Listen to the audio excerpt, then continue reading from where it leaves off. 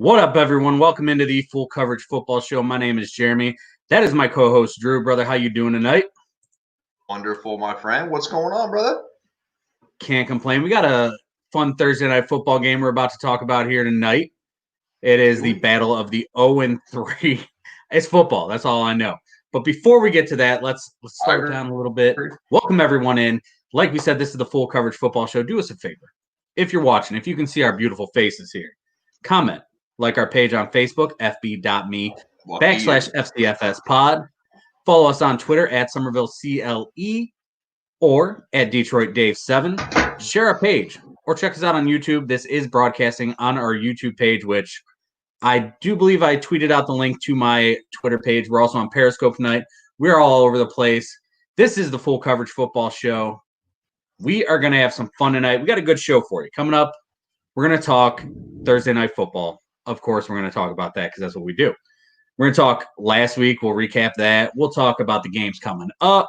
We're going to be joined by at Detroit BC, who will drop fantasy bombs of knowledge upon us all, like he does every week when he joins us at 8:10. We are scheduled to be joined by Matt Derrick at Matt Derrick on Twitter. He is of ChiefsDigest.com. He is scheduled to join us at 8:30 as of now. We will see if he appears. I have not heard back from him yet, but hopefully he does appear because then we can pimp his books. The guy's got 2 books coming out, and we'd love to pimp them books for him. And we'd also love to talk about our game of the week with him. Kansas City Chiefs 3-0, welcoming in the New England Patriots at 2-1. But before we can get to the good games, we've got to suffer through this game. The Denver Broncos 0-3 at the New York Jets 0-3. And they are led by our favorite head coach in the league, a guy I had the chance to interview when this show first started out. And, I mean, this is clearly a real interview. We were at the press conference. Hi, Adam. My name is Jeremy Somerville. I'm with the Full Coverage Football Show. Congrats, this was a big deal for us. Job here. And it's a big deal. What are your thoughts on the Full Coverage Football Show? It's an exciting thing for me to go through.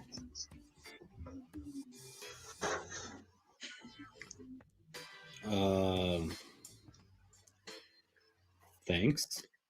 I mean, the dude is just there. You know he's gonna get his team together. He's an offensive genius, but he's running the 32nd ranked offense in the league, led by Sammy Darnold, and he's got weapons like the ageless wonder Frank Gore, Braxton Berrios from the U, Chris Hogan, the journeyman.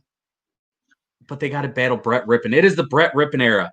Out of Boise State, 8 of 9, 53 yards last week, and a pick.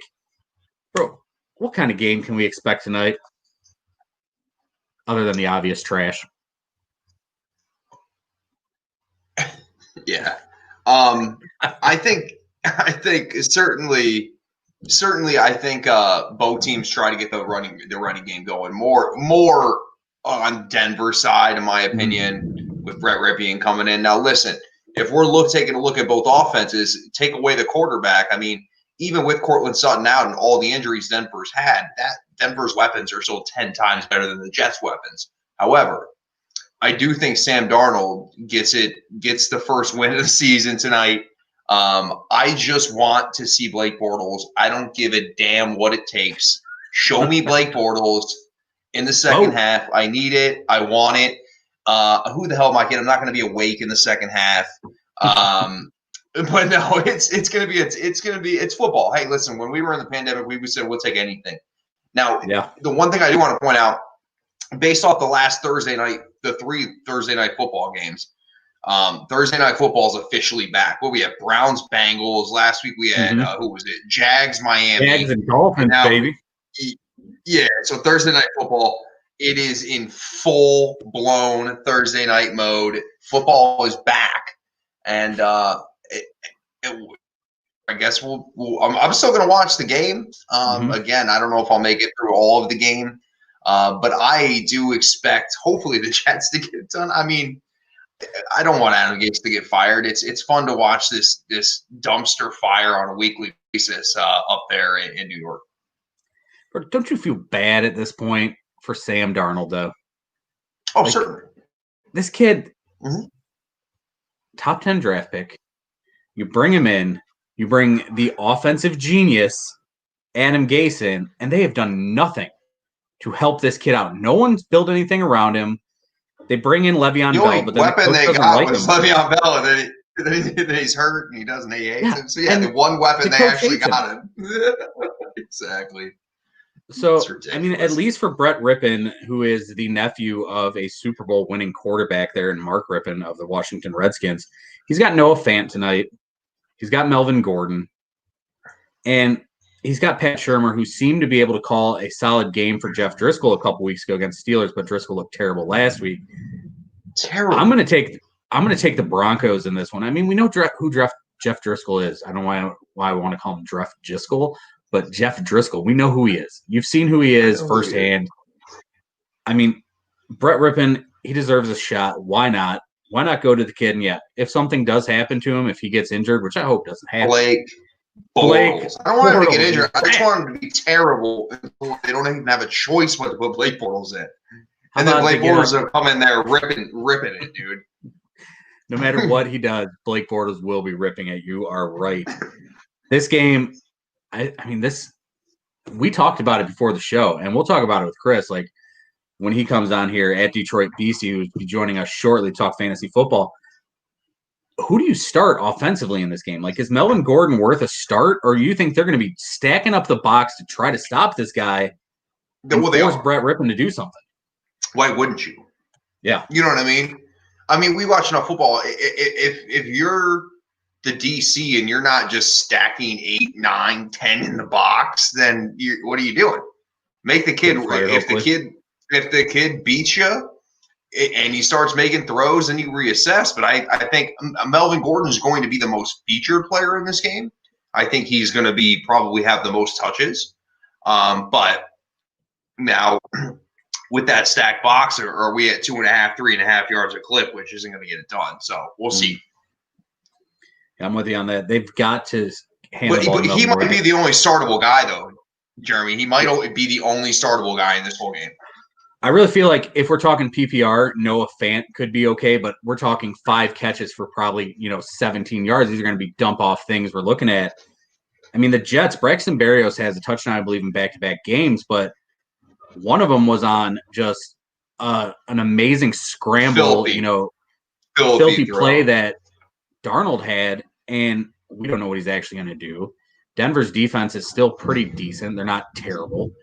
But this could be really ugly. And by the way, if we lose signal at any point here, we apologize. I've got lights flickering here. There's a storm going on.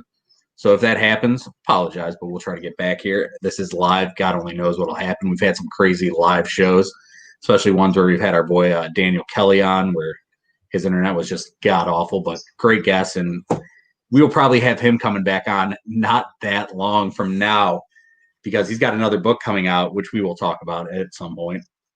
And he's got some questions that need answers. Absolutely. And yeah, we're right. Defensive guys. The man would never punt. Never punt.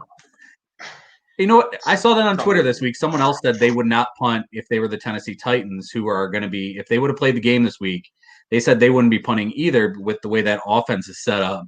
And they would just go without a long snapper and just fill the roster spot with someone else you could use. Now, we're going to have to really break this down one of these shows. And if you're watching this right now, comment. How do you feel about just going for it on 4th down? I mean, I feel like that's something that could work in college, maybe. In Madden, maybe. I mean, in Madden, yeah. Every freaking kid you play on Madden who's like, I'm going to kick your ass, noob. Who's just an 8-year-old yelling at you because he's just destroying you until you get the ball and run fullback dive every play. And they do. He's going for it. Yeah. But is that something that can feasibly and truly work? I mean, I don't have the analytic numbers in front of me. I'm sure there's someone way smarter than me who can figure that out. But is that something analytically that you would have to look at that would actually make sense and be a feasible thing to be successful? If it was, Jeremy, somebody would do it. If the analytics said that this is what you do, now certainly the analytics say anywhere field, midfield based off, numerous different things, then yeah, you for it. But you can't just be punting from inside your own 10. There's no analytics out there that are going to tell you that that is a good idea. And you think that these guys in these NFL offices aren't taking all the information ever in? It's a terrible idea. But I want him to be able to defend himself.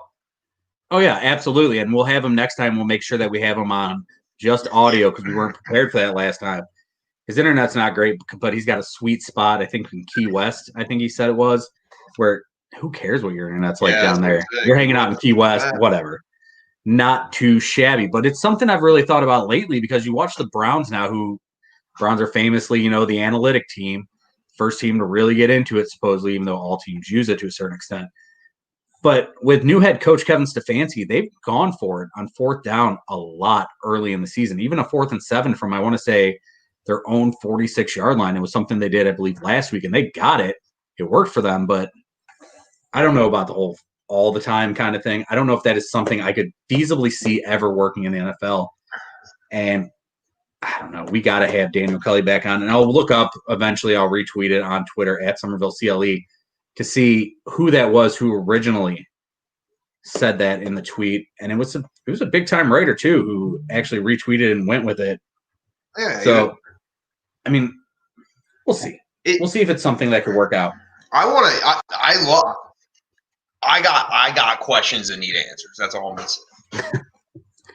But before we get to any more of that, and before we start talking more punting, and we all know punting's not fun, we are going to get something that is fun, something that everyone loves, and that is fantasy football. And to do that, as we bring on every week, we are going to bring on at Detroit Beastie to talk fantasy football.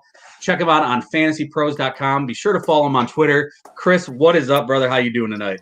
Fantastic. Thanks for having me. We finally did it. We got to win. The Lions, baby. There we go. Welcome to the winning club. That was fun. We should do that more often, in my opinion. I agree with you. Absolutely. Listen, guys, Chris, how you doing tonight, man? And Lions fans. Very good. Very good. That's right.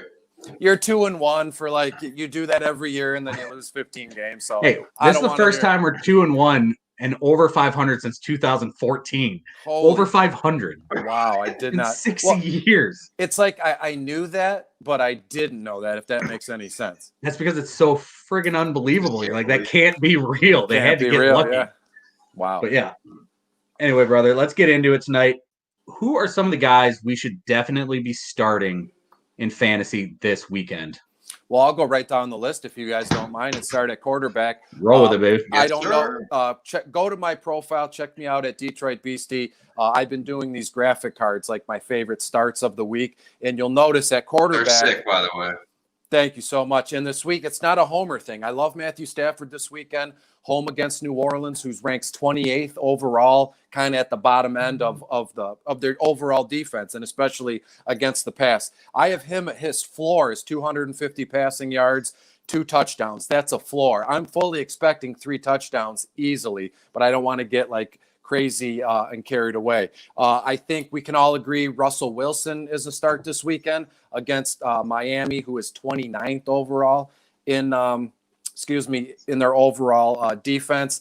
Again, he's got another 280 yards in him, 3 touchdowns, 4 carries for 30 yards, maybe another score. The guy, Russ Wilson, is on such a hot streak. It's unbelievable. Just back-to-back weeks of 5 touchdowns, 4 total touchdowns. Yeah, it's unbelievable. So, I mean, those guys are pretty easy, to say start Russ Wilson. 2 running backs I'm really into this weekend, Alvin Kamara, which is no surprise. He leads all running backs in yards from scrimmage at 438 total yards, receptions at 27, and total TDs at 6. Crazy. He's going to be home here downtown at Ford Field. He should have a field day, seeing how Detroit ranks 24th overall against the run. Zeke Elliott, I'll just touch on real quick. You want to start him? I got some sneaky guys I could give you. Mike Davis in Carolina playing Arizona this weekend. I have him for about 14 or 15 carries, about 60 yards, a touchdown, 7 receptions for 60 yards. I remember this time last week, people were, I just added Mike Williams. He was $100. I paid $100 for him. Is it going to be good? Is it going to be bad? I'll admit I wasn't all in on Mike Davis, and I didn't tell people actively don't start him or don't add him, but I just wasn't expecting what he did last week. And so I apologize to Mike Davis. I apologize to anybody I led astray there. I love Devin Singletary. He's one of my favorite running back starts this weekend. They're in Oakland, or excuse me, they're in Vegas. Vegas ranks, they're dead last overall. My alarm was going off. Yeah, we lost Chris for a second. He's fixing out his camera there. His alarm was going off.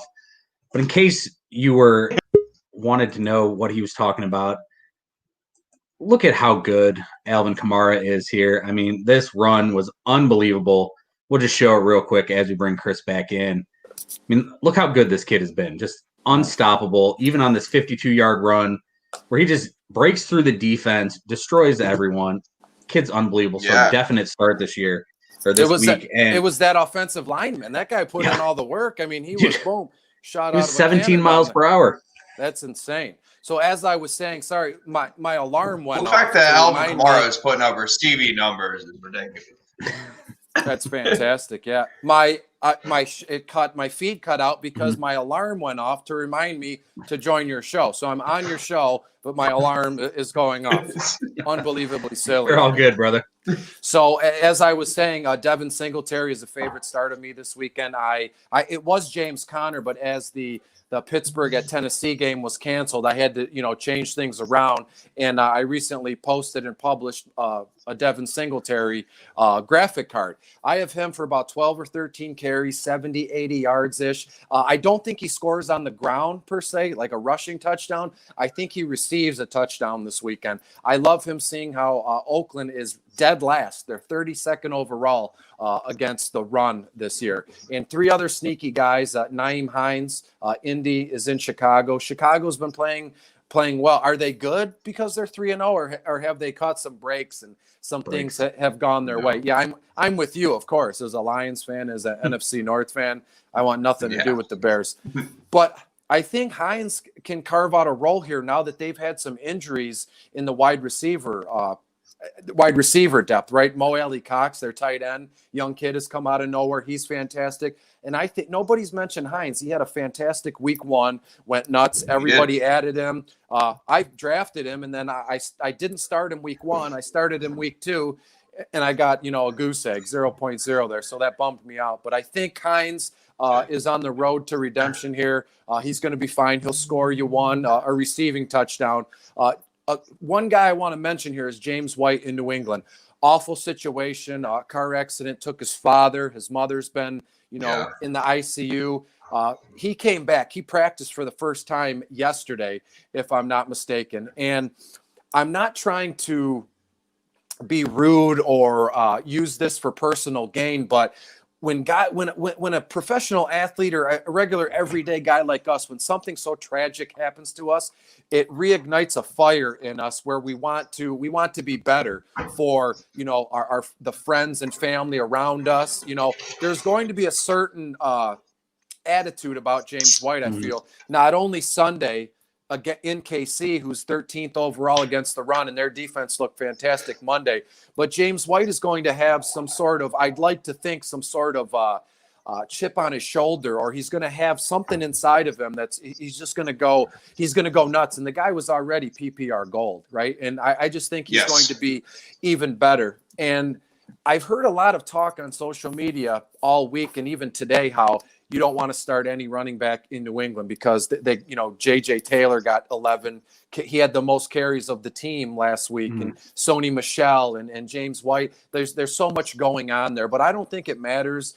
We all know that James White has a clear and defined role. And the guys, I'm sure they're glad to have him back. I'm sure he's glad to be back. And, our hearts go out to him for an awful and tragic instance. And the last running back I want to touch on, I'm going to live and die with this guy this week. It's Travis Homer, young kid in Seattle.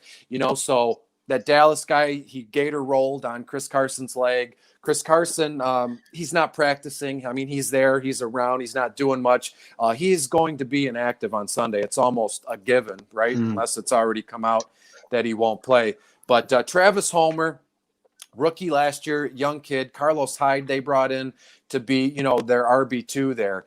Carlos Hyde is a bit bigger than Homer. I think he's like 27 or 30 pounds bigger than him. So Hyde might get some goal line work, but Travis Homer might, if not already, have beaten him out for, the first 2 downs and work. He's definitely going to take all the passing down work in Seattle. And it's just a perfect storm of things. They're in Miami this weekend. Miami's 29th overall against the run. And I think Homer does a lot more than expected, and I don't want him to be on my bench. I own him. He's in a flex spot of mine this weekend. And much like Jeff Wilson Jr. was last week, I'm touting Homer the same way. And as we know, Jeff Wilson Jr. put up 2 scores, 80 yards and 2 scores. So it'd be silly of me to project Homer to do the same thing. That's next to impossible, to project. But I see Homer in the same vein as what Wilson did last week. Kid's going to come in, he's going to get a ton of work, and he's going to make you happy if you have him in your flex spot. Moving on to wide receiver real quick. I love Bobby Trees this weekend. He's one of my favorite starts. Robert Woods. The Rams are hosting the Giants this weekend, who look awful. They look miserable, and I think it starts with their offensive line. I don't know what the heck's going on there. The Giants ranked 22nd overall versus the pass. I got Bobby Trees for about 8 receptions, which would be his season high so far. I actually don't remember the last time he's caught 8 or 9 passes in a game, but what's the point in doing all this if we're not willing to get a little spicy, right, boys? So I have him for 8 receptions, 85 yards, and he scores. So if you're looking at PPR points, that's 16 points right off the bat plus the touchdown. So, somewhere around 20, 24 points, easy there. A guy that I can't get enough of. Seattle is in Miami, as I stated earlier. Miami's 20th against the pass. And no, it's not Tyler Lockett. It's DK Metcalf. The kid is a dynamo. I can't get enough of him. I'm trying to add him in any and all formats here. I have him for 6 receptions, 80 yards, and a score, which seems to be, pretty standard for him nowadays. And again, it's only been 3 weeks, but I think he keeps it moving. I could see a situation where in Seattle, it's 1 week it's Lockett, 1 way it's DK, and they just go back and forth. But either way you slice it, they're both going to be fantastic. So, again, if you own Woods or DK Metcalf, it's not like you're going to bench them to begin with. But I know for me personally, it helps when I hear someone else say, give their own projections or their own advice. It just helps back up what I'm thinking. And a guy who I've never been big on, but this week, it's a no-brainer. Odell Beckham Jr. Cleveland is in Dallas. Dallas has been just giving up a ton of points. I think they're giving up, I believe, 28, 29 points a game. They've given up like 75 their last 2 games. So Cleveland is in Dallas. Dallas is 31st overall against the rush. I have him for 6 or 7 receptions, 7 or 8 yards, and a touchdown, right along the lines of Robert Woods. So I'm looking at about 20 plus PPR points here. And then I got a couple sneaky plays, if you don't mind here. If you went to my Twitter at Detroit Beastie, I published my projections yesterday, and you might be shocked to find Devontae Parker in my top 10. And I'll tell you why. Seattle is in town. Seattle, just along the same vein as, let's say, what was it? Seattle, Atlanta. These guys are just hemorrhaging points, 20, 30 points a game. And it's been, for the professional teams, they're probably really upset and pissed, but for us guys, it's fantastic. You want to target these teams, and you're not gonna think twice. So Devontae Parker, I think he has one of his a game like he did a lot last season, where it's just a complete PPR, parade. Let's do alliteration there. He's gonna have anywhere between. He's going to have are you guys with me? I'm sorry. He's going to have anywhere between 8 to 10 targets. He's going to put up 90 yards and a score. It's going to be, glorious if you decided to start him this week. Another guy who I'm not giving up on yet because I want to get it right so bad. It's Traquan Smith, New Orleans wide receiver. They're in Detroit. They're downtown this weekend. I said he was going to do it last weekend after the a fantastic Monday night performance, and I'm just going to ride this out until it happens, and then I'll be like, I told you so. But right, yeah, and yeah, then I damn love right, the combo damn right. this weekend of, instead of one guy in Kansas City, I love the combo of Sammy Watkins and McCole Hardman. I think both guys can get about 3 or 4 catches apiece, about 50, 60 yards apiece, and each guy scores a touchdown this weekend. I know you might think, well, they're playing New England. New England has a fantastic secondary, but they can be beat. And a team like Kansas City, there's just so many moving parts. You don't know who to cover. And we know Belichick is like the master of that.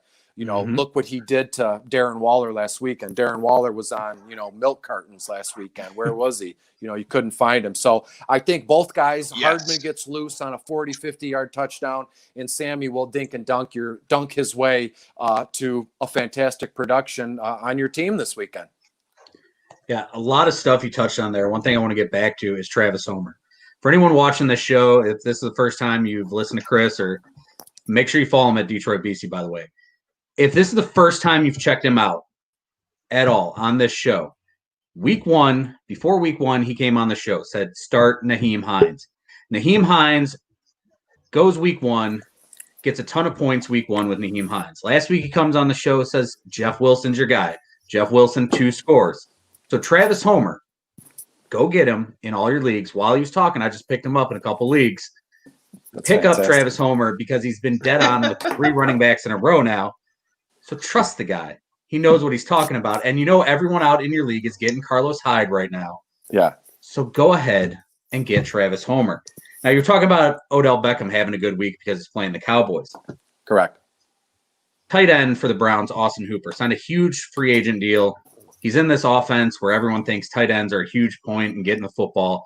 Austin Hooper, is this a guy even worth rostering at this point? No, absolutely not. And I've never been one to do, as they say in social media, do victory laps, because I find that to be, unprofessional. And if I'm trying to be serious, in my advice and my content and my writing, it's just I give you my content, you take it as it is, and we live to fight another day. But I've all summer I said, I never saw the allure of Hooper.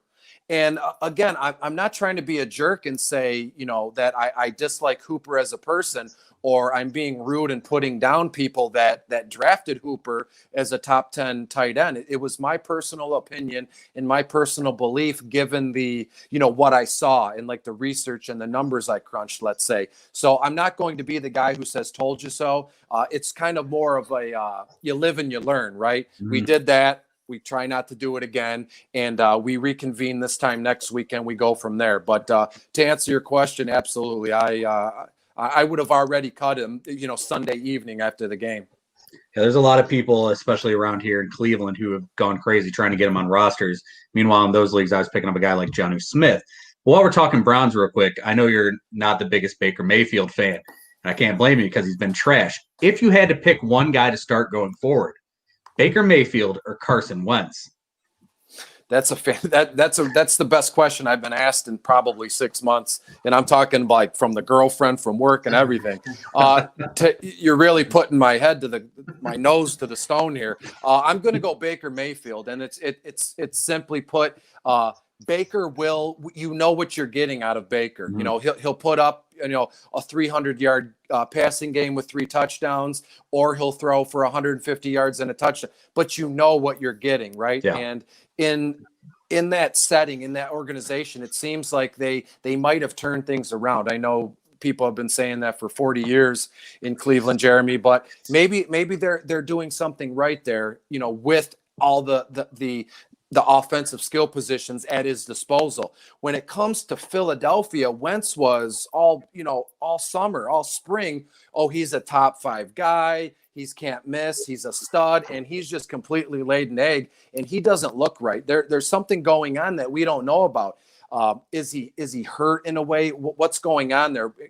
When I say we know what we're getting from Baker and we're okay with that, that's one thing. But when we expect something from somebody like Wentz and we don't get it, it drives you absolutely crazy. And everybody assumed and expected Wentz to put up 300 yards and 3 touchdowns a week and not think twice. And he's been awful, like beyond comprehension. So I'd rather have Baker moving forward than Wentz. Drew, you got anything before we let Chris go tonight? Just he's pretty much touched on everything I had written down. Carson Wentz, I just had written down, so we talked that. I saw your rankings. Fournette was way down the list. Is the running back situation in Tampa Bay kind of become an uncomfortable one to really know who to start? I think so, but it's a yes and a no kind of thing. If Fournette has already been ruled out for Sunday, correct? I haven't looked up the last update. I believe. So let's say I believe so.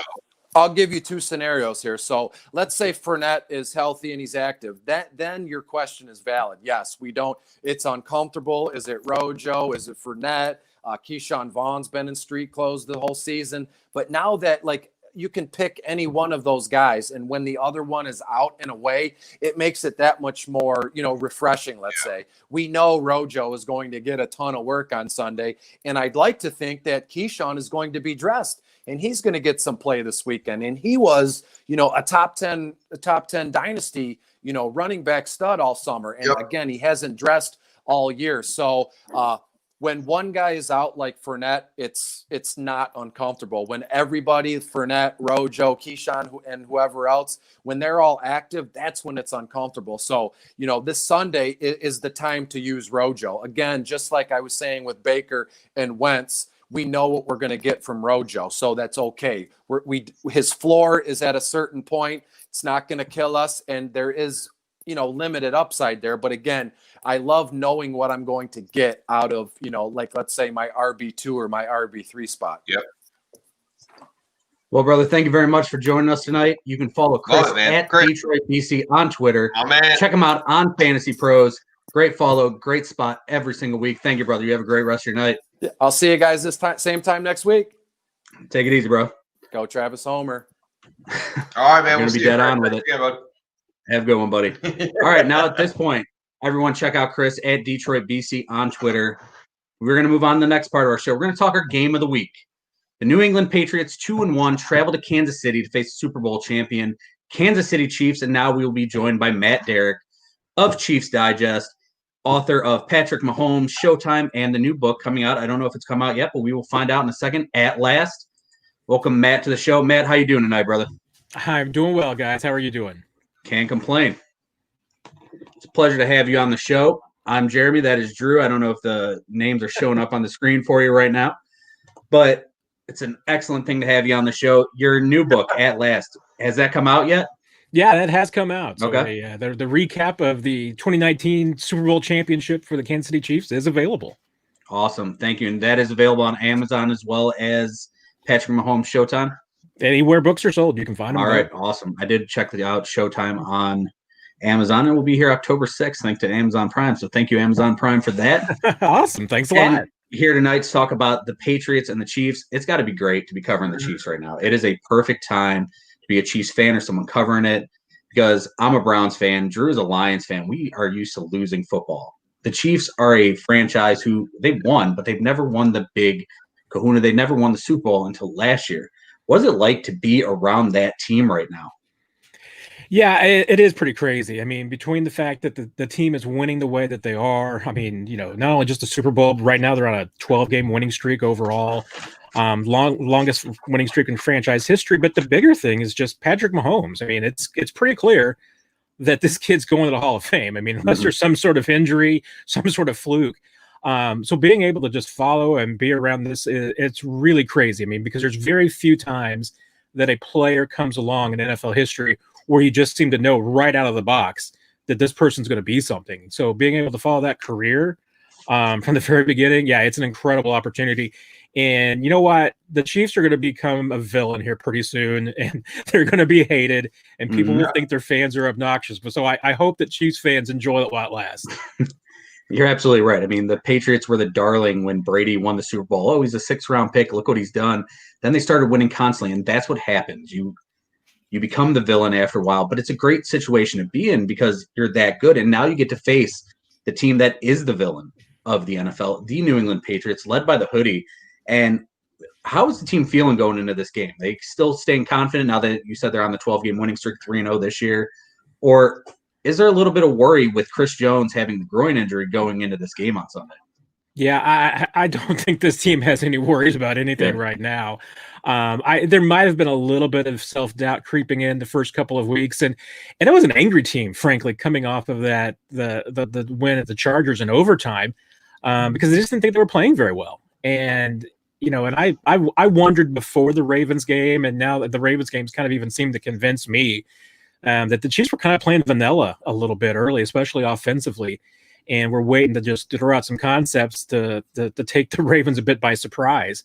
Now this team, it's got swagger. I mean, if there was any doubts coming after those first couple of games where they had some rough moments, not anymore. I mean, it's a pretty proud group, and it is different than past years when they went on the feet to face the Patriots, because even last season, a little bit of just the way that season unfolded, going in New England late in the season, there was still, this team felt like it had something to prove. And right now, yeah, I mean, this team feels like it's the one on top, and there's people coming for them, and they got to be ready for it. Absolutely. And what is the latest update on Chris Jones' injury there? Yeah, Chris has been limited the last couple of days. That was better than they anticipated. Really, we're just hoping to get him on the field and see how he did. So with that groin, yeah, limited is probably a pretty good shape. We'll see what he does on Friday. But as of right now, they are expecting to have him on Sunday. Yeah, I'd be amazed if he didn't play. Drew, you got anything you want to ask Matt right now? Looks like Drew's glitching out a little bit. Chris Jones, okay, there you are. Trust me, he's a guy that doesn't have necessarily. Yeah, can you guys hear me? Yeah, you're back. Yeah. All right, perfect. Well, yeah, I was going to say, Chris Jones is clearly not a guy that needs to practice full throughout the week or Sunday. For me, what has stood out with Kansas City is just how much of a privilege it is for all of us to watch Andy Reid's playbook with Patrick Mahomes at the helm. When you look at this team, and I was one to knock them at the middle to late last season, thinking that they needed to add that extra piece defensively to get over the top. Clearly, I was wrong. But when you look at this team now, what are any concerns that you may have through 3 weeks? Although you're 3-0, what stands out to you by something that may concern you down the road? I mean, honestly, it's probably the depth and the injuries on defense. There were a few positions going into this season where, you were really concerned as a Chiefs fan, linebacker being one and cornerback being the other. The cornerback position has been an absolute complete surprise because with Bashaud Breeland being suspended, then Traveris Ward having a fractured hand, they had to have Rashad Fenton and L'Jarius Sneed out there as their starting corners. One of them, one's a 2019 pick, the other one a rookie this year. And they both played extremely well. I mean, their numbers have been absolutely fantastic.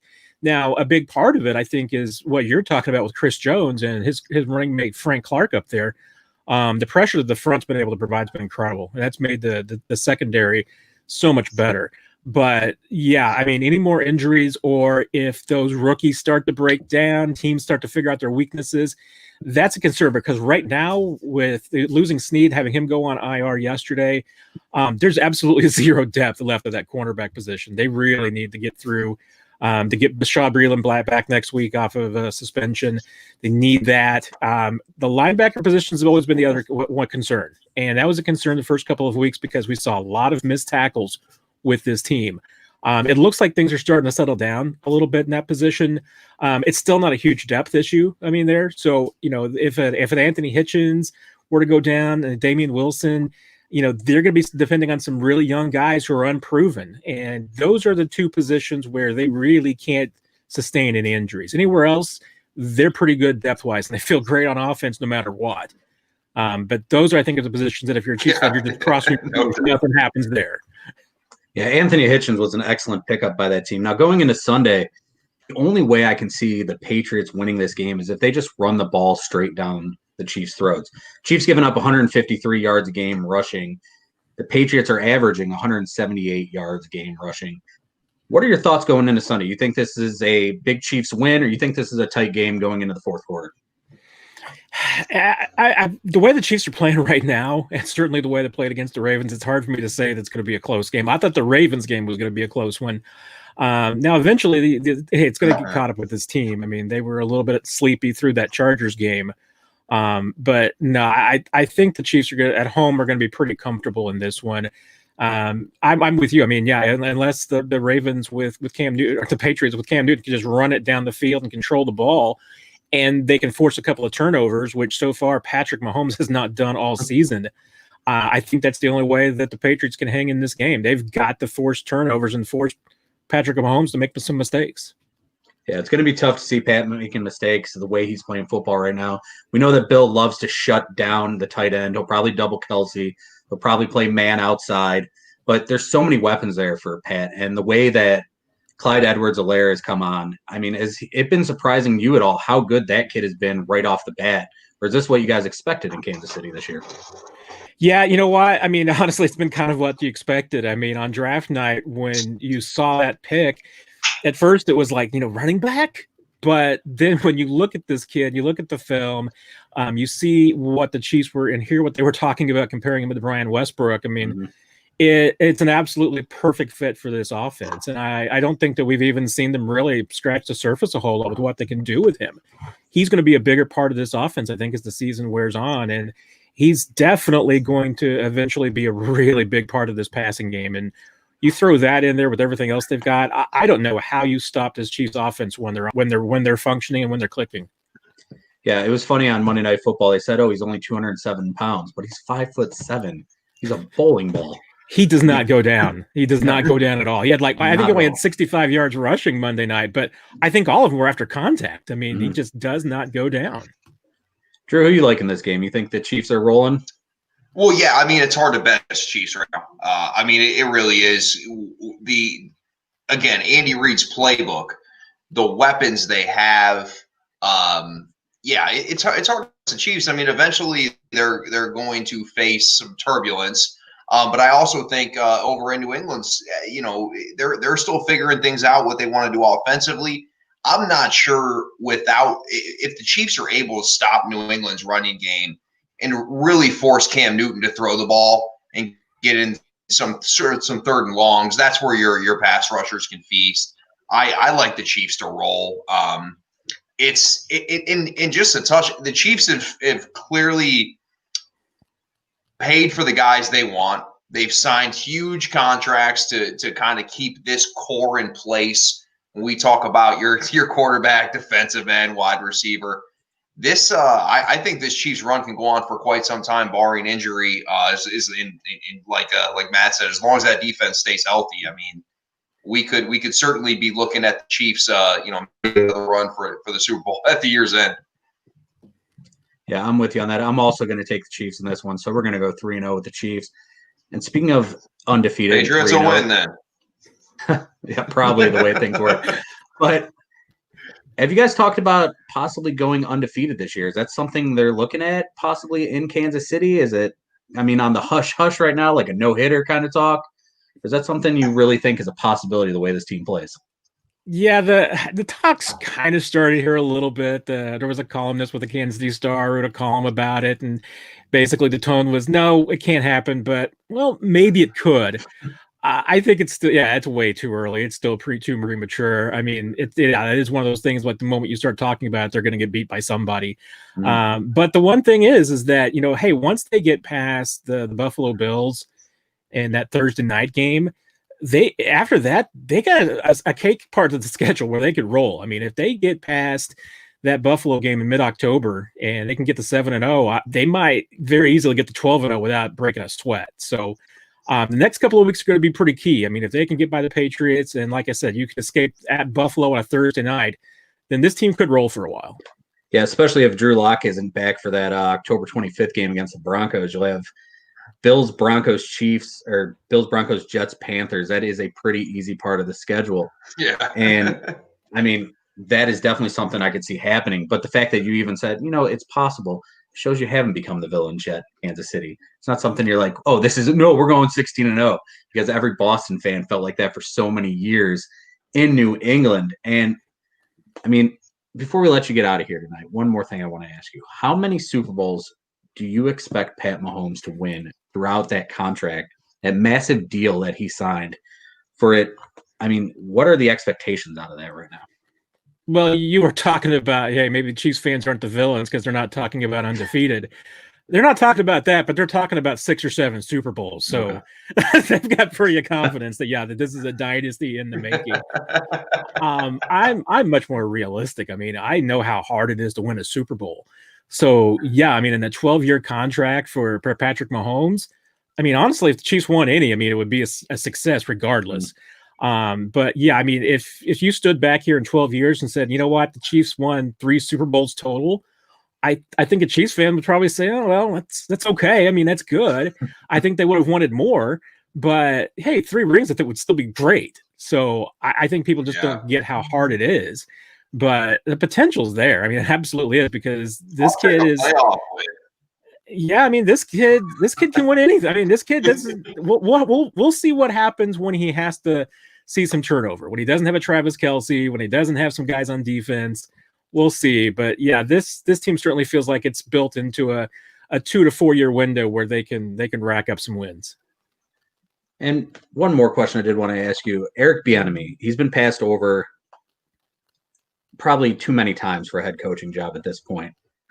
Andy Reid's 62 years old. Do you think if Bieniemy gets passed over again this year, that they will set up some kind of plan where he will take over eventually for Andy Reid? Or do you think Andy Reid's coaching into his 70s?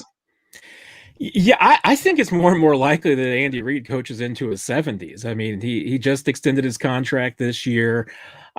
He's even joked about the fact that Patrick asked him, before he signed his deal, if he was going anywhere. And hey, if he's got Patrick Mahomes as quarterback, why would he?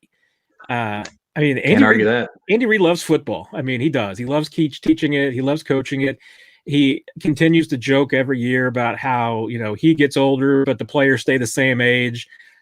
He loves that. And so I can see him doing that. So, hey, Eric Bieniemy sticking around until he's 60 to take over the Chiefs. I don't think that's what he wants to do. I think an NFL team, I think that there's a lot of NFL teams that this offseason would be crazy to pass on Eric Bieniemy, just because the track record is there. I think he needs the right situation. I mean, if you've got a veteran team that's underachieving, and I'm looking at something like maybe the Atlanta Falcons or the Houston Texans. I thought the Dallas Cowboys this year would have been a great fit. I think he'd be a fantastic guy to come in there, change the culture, provide some veteran leadership, as a former player who understands the game, who's got, that hard-nosed mentality, because players will run through a wall for this guy. But I think at the same time, you know what, he deserves, and he's got the right at this opportunity to wait for the right job. So, hey, if the bad job comes along, if I'm him, I don't take it. But I know, hey, there's a lot of rumors, maybe Denver, because he's got some ties to Colorado, would be a great fit for him. The Jets, I certainly would say no to if I were him. But he could go somewhere, change the culture, and I think turn around a franchise pretty quickly. I absolutely agree with you. Anyone who passes on him this year, absolutely crazy. Matt, thank you so much for joining us. You can check out Matt at ChiefsDigest.com, on Twitter at Matt Derrick, on Sports Radio 810, Sports Talk 580, and that's in Kansas City and Topeka. You got it. All right. Well, thank you very much, man. I hope we can catch up with you down the line, and hope that Chiefs keep rolling for you and Pat Mahomes stays healthy. If anyone's had a great 2020, it is Pat Mahomes. Thank you very much for joining us, brother. Thanks, Jeremy. Great talking to you. Thank you. Thanks, Matt.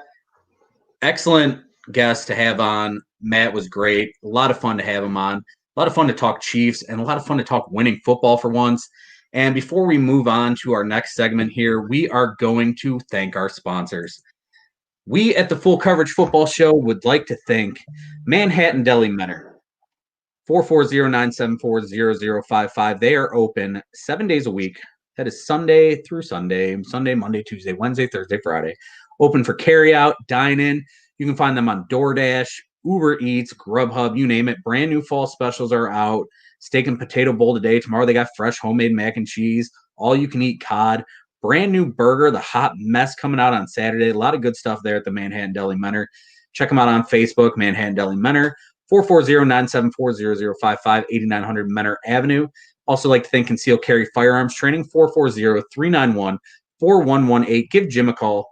Talk to him about learning how to use your gun, how to use your weapon properly, what you can do to get better, get your CCW, learn how to use your weapon, earn that Second Amendment, baby, that everyone fights about. And last but not least, I would like to thank our final sponsor, Kitty Cove Daycare in Eastlake at Kitty Cove OH on Facebook. Check them out. Can't find better childcare. They will take care of you. They will treat your children just like they are their own. They are wonderful. They do excellent job there at Kitty Cove. Give them a look. Give them a message at Kitty Cove OH on Facebook. And now we're going to move on here. Want to thank Chris for coming on tonight. Chris, phenomenal job at Detroit Beastie on Twitter. Check him out, fantasypros.com. The guy just kills it. Every time he comes on the show, he gives us someone we should check out. He gave us Naheem Hines week 1. He gave us Jeff Wilson last week. And now he's giving us Travis Homer this week. And I trust the guy so much in a league where I have to win because I'm hit with injuries. I'm 1-2. I am picking up Travis Homer, and I am grabbing him because at Detroit Beastie Chris says so, and that's why I'm going to grab him. Listen to the man. He's killed it. And thank you, Matt Derrick, at Matt Derrick on Twitter, ChiefsDigest.com, author of 2 books, Patrick Mahomes Showtime and At Last, both available on Amazon. Check them out. Thank you, Matt, for coming on the show. And now we're going to move on to pick some games. Last week, we were not very good. I was 8-7. Drew was 7-8. We didn't expect the Lions to win. Neither one of us. Bengals and Eagles tied. I'm like, oh, they're 0-2. Someone's got to win. They're like, nah, screw you, fat boy. We're going tie. And that game was ugly to watch. And now I'm going to change the name of this segment real quick. We're going to pick some games, and we're going to hopefully. Am I lagging bad over here? Am I lagging You are bad? doing a little bit of lagging. During the Matt interview, you were lagging just a bit. I think you're more on than you were now. You were breaking up a lot. It was a little fuzzy at times, but you got in there. Oh, shit. Okay. All right. Well, but hey, Matt could hear you. I felt like you were cutting him off because you would like talk like over him on my end, but I think it was because I was lagged, and I'm like, damn, Jeremy keeps cutting this guy off. That's my bad over here in the basement. I hope I wasn't cutting him off because he was a pretty good interview, and I'd like to have him back on. He was great. He was wonderful. I mean, I just need to get my shit together. Yeah, he was wonderful. I mean, by next week you'll have a whole new setup, and we'll see how it works next week. I mean, this is a final show with this background for you, man. Next week you're in the big time. It is. I mean, it's a whole different place for you. Yeah. And congratulations to you on that. But now we got to pick some games, brother, and we got to do better than we did last week. I want to put up our fancy clock here. Look at that. We got a minute on the clock because we are doing 15 game picks, 50 picks, and 60 ticks. Week 3, I'm leading Drew 30-15. Drew is 27-18. Let's get to our game picks. Oh, man, this is going to be fun. I will try to read them as fast as I can. You tell me who you're taking. I will tell you who I'm taking. We're going to do this in a minute. Do you think we can do it? No. Oh, we're going to try. But we'll try. I don't think we can do it either. All right. Are you ready? I'm going to hit the clock. Let's go. Cardinals and Panthers. Cardinals. Colts and Bears. Colts. Colts. We agree so far. Jags and Bengals. Bengals. I also am taking the Bengals. I like the way Joe Burrow's playing. Cowboys and Browns. Cowboys. Agree with you on that. Saints and Lions. Saints. Agree with you on that. Vikings and Texans. Vikings. Vikings. You took them 2 weeks in a row. Let's hope they get a win for you. Seahawks and Dolphins. Seahawks. With you on that. Chargers and Buccaneers. Chargers. Nope. Buccaneers. Sorry. Ravens and the Washington football team. Raiders. Ravens. Wait. Ravens. I was like, what? You're cutting out. All right. I was like, wait. That's why I took. All right. Time's up. Ravens. Oh, look at that. We even got sound effects on here, and I can't find out how to stop it. All right. And we are back to normal. So far, That was Ravens and Washington. We did terrible on 15 picks and 60 ticks, but back to Ravens and the Washington football team. You got the Ravens? Yeah. I was like, I'm like, the Raiders don't play. The Raiders don't play the Washington football team. All right, we move. Giants and Rams. Rams. Giants Bills are a shit team. Absolutely. Bills and the Raiders. Bills. With you. Eagles and the Niners. Niners. I hate the Eagles for everything they've done to me lately. Dude, no matter who starts a quarterback for them or running back, they somehow score 30 points. Falcons and cockbag Rodgers Packers. Who you got? Rodgers Packers. I hope the Packers are down like 40 points for this game in the fourth quarter just to see them roar back on Monday Night Football. And our first pick of NCAA college football this year, number 7 Auburn travels to Georgia to face the Dogs. In between the hedges. Georgia. Bo Nix sucks. Bo Nix is trash. Hey, for anyone who has been a fan of this show and listened or watched every episode, Drew is stuck with the Bo Nix hate all throughout. Bo Nix is trash. And let's see what we did here. We picked a lot of the same games. You took Vikings. I took Texans. Oh, wow, this sucks. Don't feel bad. Yeah, that's basically it. So is that it? Was that what I think one did? Yeah, I'm like, oh, he won't take the Bengals. Yeah, we both took the Bengals. So with that being said, those are our game picks this week. Basically, we just picked the same thing because you're trying to catch up this year. But now it's time for Drew to put his money or his mouth where your money is and kill it like he always does. Because last year, 43-18-2 against the spread. The Lions hurt him in week 2, I believe. He's got some weird games. I think he took the Eagles. The Falcons hurt you. But you were 2-1 last week, 4-5 this season. We are ticking upwards. Drew is going to get back on track here and kill it.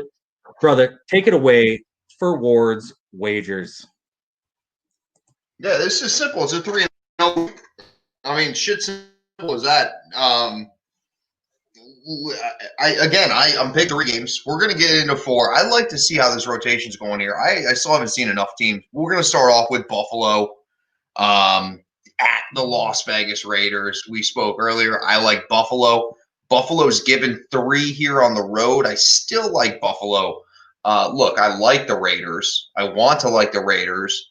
John Gruden's fantastic, but I think Buffalo's just a stacked football team. Josh Allen playing at a high level. Second game, Los Angeles Chargers going to Tampa Bay, and this one, it's a lot of points. Tampa Bay's given up a touchdown. This 7 points, touchdown and an extra point here. I'm still rolling with Tampa Bay. I got 67% of the public money. This opened at Tampa Bay plus 4.5. It's been bought all the way up until to 7. I wouldn't be surprised when we roll around to Sunday if this isn't at 7.5. And finally, Arizona at Carolina. Carolina given 3.5. I'm still rolling with Arizona. I think their loss against the Lions last week. I think Kyler Murray played terrible. I think they'll be better this week. I expect them to go ahead and get the dub. So again, Buffalo -3 at the Las Vegas Raiders. We got Tampa Bay at home -7 against the Chargers. And we got Arizona -3.5 at Carolina. Like all those. And you know why Kyler Murray played bad last week? Because that Matt Patricia defense. Come on now. We know that. Yeah. That's exactly what it was.